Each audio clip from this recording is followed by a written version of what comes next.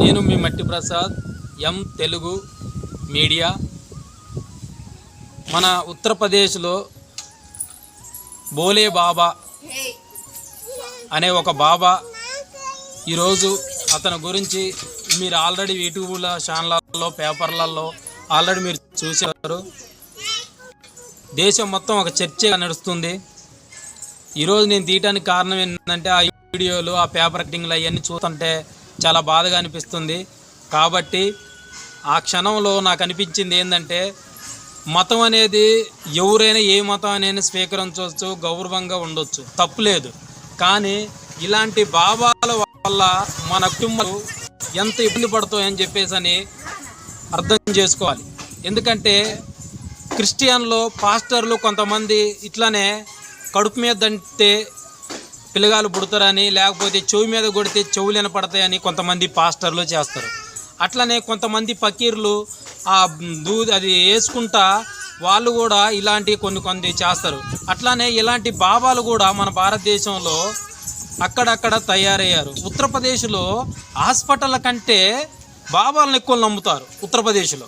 ఎందుకంటే అక్కడ బాబా, ఇప్పుడు బోలే బాబా అనే బాబా నడుస్తుంటే ఆయన కాళ్ళకి తాకిన మట్టిని తీసుకెళ్ళి పొలాలలో చల్లితే, లేకపోతే చెయ్యి ఇరిగితే చెయ్యికి ఆ మట్టిని రాసుకుంటే అవి నయమైపోతాయి. ఆయన డైరెక్ట్ శివుడు దేవుడితో మాట్లాడుతురు అని చెప్పేసి అని వాళ్ళ భక్తులకు నమ్మకం.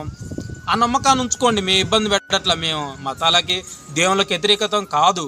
కానీ మూర్ఖంగా పొయ్యి మన ప్రాణాలు 121 మంది బిడ్డలు, అలా స్త్రీలు, చిన్నపిల్లలు, గర్భిణీ స్త్రీలు వీళ్ళంతా చాలామంది అక్కడ చనిపోతే అలాగనే దేశం మొత్తం ఉర్కుద్రం ఊగింది.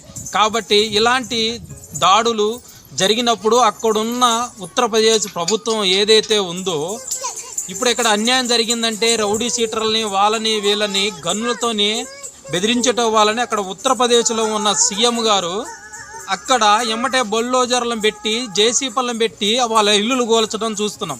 కాబట్టి 121 మంది, సుమారు 121 మందికి చనిపోయిన వాళ్ళ ప్రాణాలని కాపాడలేని బాబాని, కాబట్టి వాళ్ళ ప్రాణాలు తీసిన బాబాని అక్కడ ఉత్తరప్రదేశ్లో ఉన్న సీఎం గారు ఈ కేంద్ర ప్రభుత్వం ఎమ్మటే ఆయన అరెస్ట్ చేసి జైల్లో వేసి ఆయన మీద కఠినమైన శిక్షలు వేయాల్సిందిగా మేము డిమాండ్ చేస్తున్నాం. ఎందుకంటే ఈ భారతదేశంలో ఎవరు మతానికి వాళ్ళు ముఖ్యమైన స్వేచ్ఛ, సమానత్వం అనేది ఈ భారత రాజ్యాంగం మనకిచ్చిన హక్కు.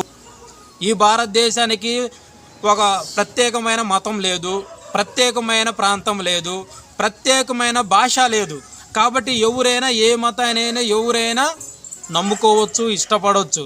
కానీ మూర్ఖంగా పోయి ఇట్ట ప్రాణాల మీదకి తెచ్చుకుంటే అక్కడున్న ప్రభుత్వాలు 2 లక్షలు, 1,00,000, 3 లక్షల రూపాయలు మీకు ఆర్థిక సాయం చేయటం వల్ల మీ కుటుంబంలో ఒక వ్యక్తి పోతే ఆ వ్యక్తి లేకపోవటం వల్ల మీ కుటుంబం ఎంత చిన్న భిన్నమవుతుందో ఈ ప్రజలు ఆలోచించాల్సిగా మేము భావిస్తున్నాం. ఎందుకంటే చాతబడులు, బాణామతులు అని కొన్ని రకరకాల పేర్లతోని కొంతమంది పూజారులు, కొంతమంది ఇలాంటివి నేర్చుకొని ఏదో చేయాలనుకుంటారు. కానీ దానివల్ల ఏముండదు.